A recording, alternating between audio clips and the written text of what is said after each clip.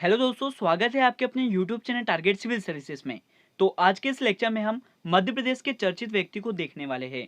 यह टॉपिक दोस्तों मध्य प्रदेश पुलिस परीक्षा के लिए बहुत ही इंपॉर्टेंट होने वाला है, जो कि 8 जनवरी से शुरू हो रही है। तो दोस्तों सभी क्वेश्चन को बहुत ध्यान से देखिए, क्योंकि यहाँ पे हम विद डिटेल में समझेंगे, मतलब जो भी क्वेश्चन करेंगे उसको डिटेल में जानेंगे। तो सबसे पहला क्वेश्चन है आपके लिए कि सुमित्रा महाजन जी को किस पुरस्कार से सम्मानित किया गया है। तो दोस्तों आपको मैं बता दूं कि ये जो सुमित्रा महाजन जी है, इनको 2021 के पद्म भूषण सम्मान से सम्मानित किया है।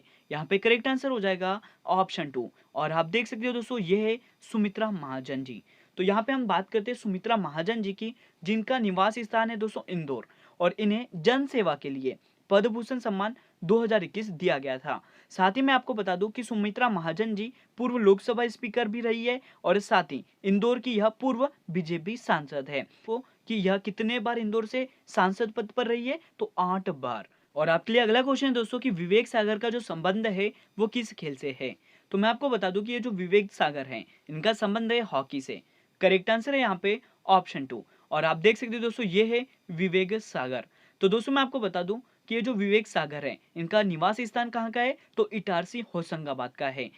विवेक सागर को दोस्तों मध्य प्रदेश सरकार के द्वारा विक्रम पुरस्कार 2020 भी प्रदान किया गया था। साथ ही आपको याद रखना है कि विवेक सागर को अर्जुन अवार्ड 2021 भी दिया गया है, और टोक्यो ओलंपिक में इन्होंने इंडिया को ब्रॉन्ज मेडल दिलाया था। और साथ ही दोस्तों बहुत ही इंपॉर्टेंट पॉइंट है कि मध्य प्रदेश सरकार ने इन्हें डीएसपी के पद पर नियुक्त किया है। तो ये सभी महत्वपूर्ण पॉइंट है विवेक सागर से। कौन कौन से दोस्तों, तो इनका जो निवास स्थान है वो इटारसी होशंगाबाद है, और इन्हें विक्रम पुरस्कार 2020 प्रदान किया गया था। और इस साथ ही दोस्तों विवेक सागर को अर्जुन अवार्ड 2021 से भी सम्मानित किया है, और इन्होंने दोस्तों टोक्यो ओलंपिक में हॉकी में इंडिया को ब्रॉन्ज मेडल दिलाया था। तो ये सभी महत्वपूर्ण पॉइंट है विवेक सागर जी से। और अब चलते हैं अगले क्वेश्चन की ओर। क्वेश्चन है कि 40वीं सीनियर नेशनल तीरंदाजी चैंपियनशिप 2021 में मुस्कान किरार ने कौन सा पदक जीता है। तो इन्होंने जीता दोस्तों स्वर्ण पदक। करेक्ट आंसर है यहाँ पे ऑप्शन 1। और आप देख सकते हो, ये है दोस्तों मुस्कान किरार। तो मुस्कान किरार का अगर संबंध है दोस्तों किस खेल से, तो तीरंदाजी से। और इन्होंने 40वीं सीनियर नेशनल तीरंदाजी चैंपियनशिप 2021 में स्वर्ण पदक जीता है। और दोस्तों यह कहाँ की रहने वाली है, तो जबलपुर की रहने वाली है। ये भी आपको याद रखना है। अगला क्वेश्चन है कि प्रधानमंत्री बाल पुरस्कार 2021 से किसे सम्मानित किया गया है। तो दोस्तों यह सम्मानित किया है पलक शर्मा को। करेक्ट आंसर है ऑप्शन 1। और आप देख सकते हो, ये है पलक शर्मा, जिन्हें प्रधानमंत्री बाल पुरस्कार 2021 से सम्मानित किया है। तो यहाँ पे हम दोस्तों बात करें पलक शर्मा की, जो कि रहती कहाँ पर है, तो इंदौर में। मतलब ये कहाँ की निवासी है, तो इंदौर की निवासी है। और बेंगलोर में आयोजित राष्ट्रीय गोताखोरी प्रतियोगिता में पलक शर्मा ने सीनियर वर्ग में स्वर्ण पदक मतलब गोल्ड मेडल जीता था। तो ये सभी महत्वपूर्ण पॉइंट है पलक शर्मा से, जो आपको याद रखना है।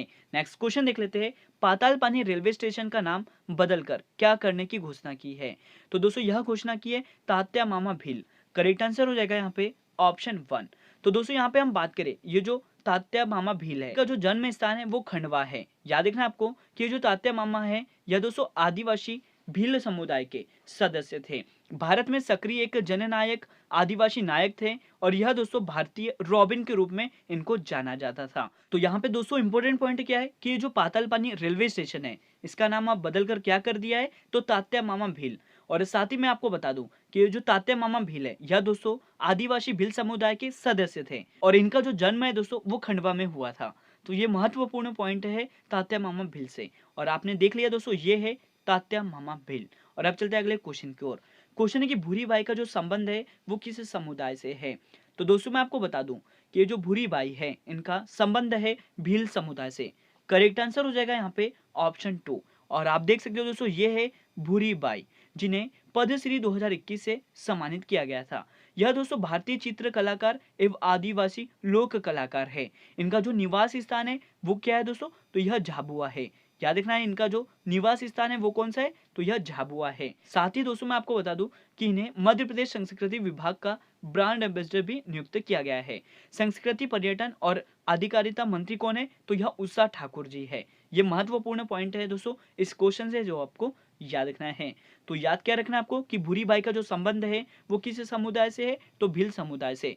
और इनको दोस्तों पद्मश्री पुरस्कार 2021 से भी सम्मानित किया है। और अब चलते हैं अगले क्वेश्चन की ओर। क्वेश्चन के ऐश्वर्य प्रताप सिंह तोमर का जो संबंध है वो किस खेल से है? तो इनका संबंध है शूटिंग से।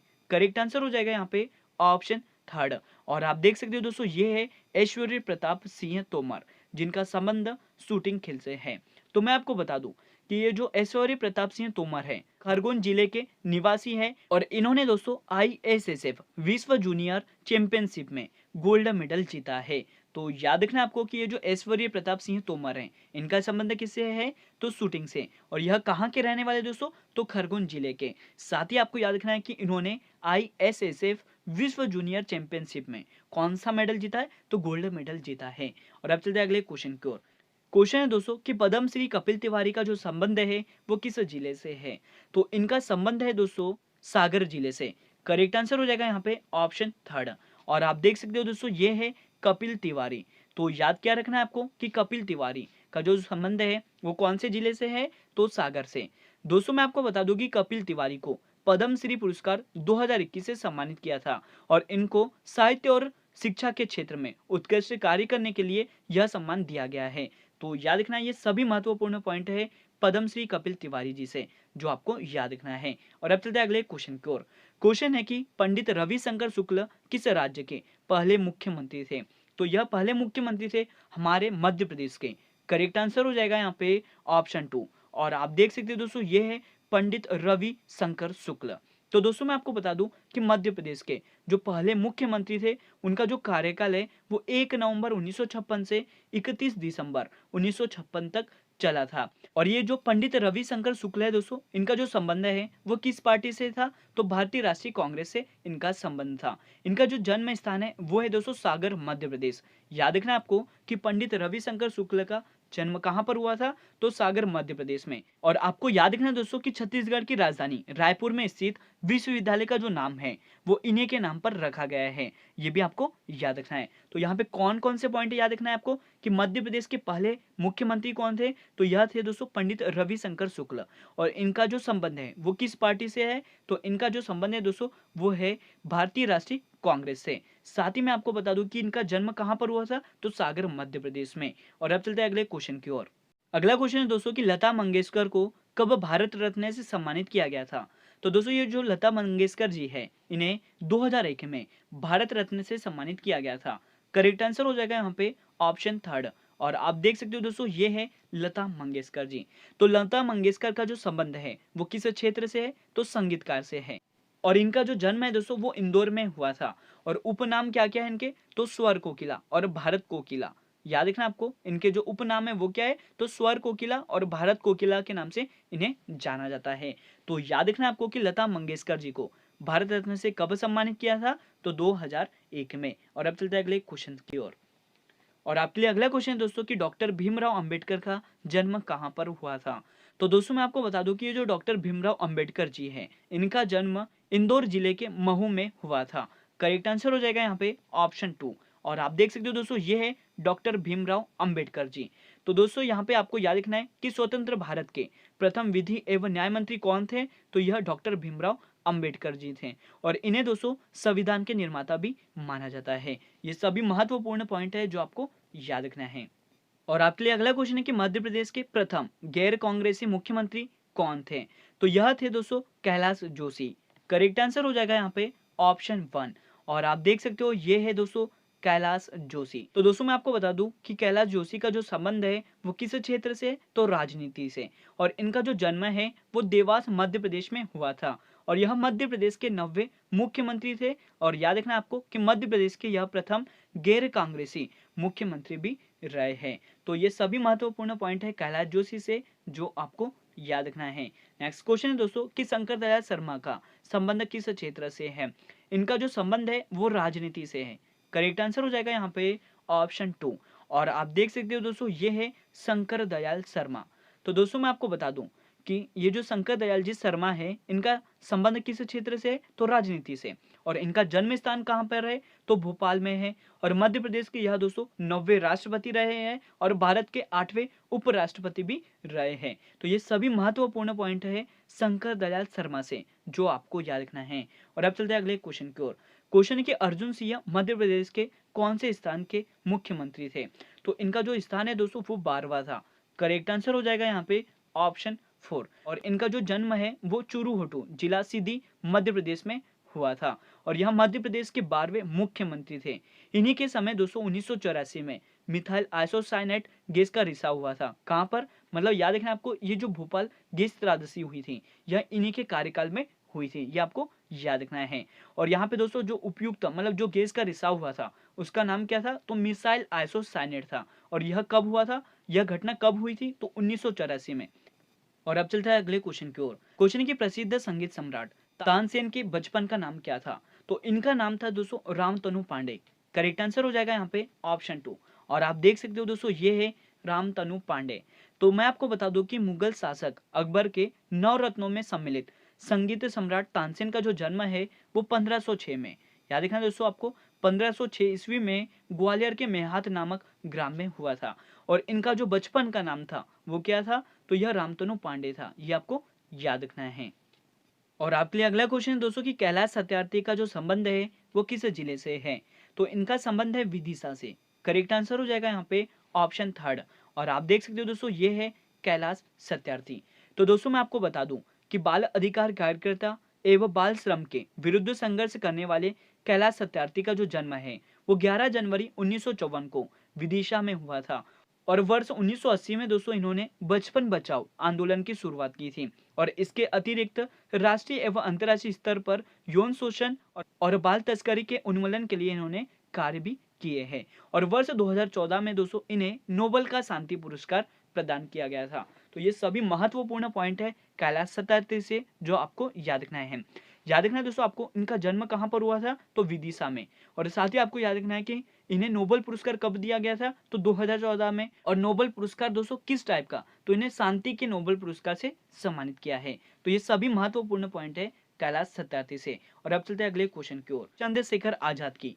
तो चंद्रशेखर आजाद जो कि एक स्वतंत्रता संग्राम सेनानी थे, इनका जन्म दोस्तों भाबरा गांव जिला अली राजपुर में हुआ था। तो आपको क्या याद रखना है यहाँ पे? चंद्रशेखर आजाद को जो जन्म है वो कहाँ पर हुआ था? तो भाबरा गांव में, जो कि दोस्तों कौन से जिले में आता है? तो अलीराजपुर जिले में आता है। साथ ही आपको याद रखना है कि इनका जो संबंध है वो किससे है दोस्तों? तो यह एक स्वतंत्र संग्राम सेनानी थे, जो आपको पता होना चाहिए। और अब बात करते हैं कुमार गंधर्व की। तो दोस्तों मैं आपको बता दूं कि ये जो कुमार गंधर्व है इनका जो संबंध है वो किससे है? तो कला, मतलब यह दोस्तों एक गायक कलाकार है। इनका जो जन्म है वो धारवाड़ कर्नाटक में हुआ था। और इनकी जो मृत्यु है दोस्तों देवास मध्य प्रदेश में हुई थी। और इन्हें पद्म विभूषण से भी सम्मानित किया गया है। तो ये सभी महत्वपूर्ण पॉइंट है कुमार गंधर्व से जो आपको याद रखना है। और अब दोस्तों बात करते हैं जावेद अख्तर की। तो जावेद अख्तर का जो संबंध है वो है दोस्तों गीतकार से। तो मैं आपको बता दूं कि जावेद अख्तर का जन्म 17 जनवरी 1945 को ग्वालियर में हुआ था। और इन्हें दोस्तों वर्ष 1999 में पद्मश्री, वर्ष 2007 में पद्म भूषण और वर्ष 2004-5 में मध्य प्रदेश सरकार द्वारा किशोर कुमार सम्मान से सम्मानित किया गया था। तो ये सभी महत्वपूर्ण पॉइंट है जावेद अख्तर से जो आपको याद रखना है। और आज का लेक्चर दोस्तों यहीं पर एंड होता है। और दोस्तों मैं आपको बता दूं कि हमारे YouTube चैनल को अभी तक आपने सब्सक्राइब नहीं किया है तो इसे सब्सक्राइब जरूर कर ले। यहाँ पे दोस्तों डेली हम नेशनल करंट अफेयर्स और daily Madhya Pradesh current affairs करते हैं। साथ ही हम मध्य प्रदेश जीके को भी देखते हैं और कुछ मोस्ट सेलेक्टेड क्वेश्चन जो जीके सीरीज के होते हैं उन्हें भी हम डेली देखते हैं। तो दोस्तों अभी तक आपने हमारे चैनल को सब्सक्राइब नहीं किया है तो इसे सब्सक्राइब जरूर कर ले। और साथ ही दोस्तों मैं आपको बता दूं कि मध्य प्रदेश करंट अफेयर 2021 की पीडीएफ हमने लॉन्च कर दी है। यदि आपने अभी तक इस पीडीएफ को परचेस नहीं किया है तो इसे परचेस जरूर कर लें। और इसके लिए दोस्तों आपको जो नंबर है यह व्हाट्सएप नंबर है जहां पे आप मैसेज या कॉल करके हमारे से पीडीएफ परचेस कर सकते हो। तो दोस्तों आज का लेक्चर यहीं पर एंड होता है। अगर आपको हमारा लेक्चर और आपको हमारी मेहनत अच्छी लगी हो तो इसे लाइक जरूर करें, शेयर करें। मिलते हैं दोस्तों अगले इंपॉर्टेंट टॉपिक के साथ। Bye bye, take care.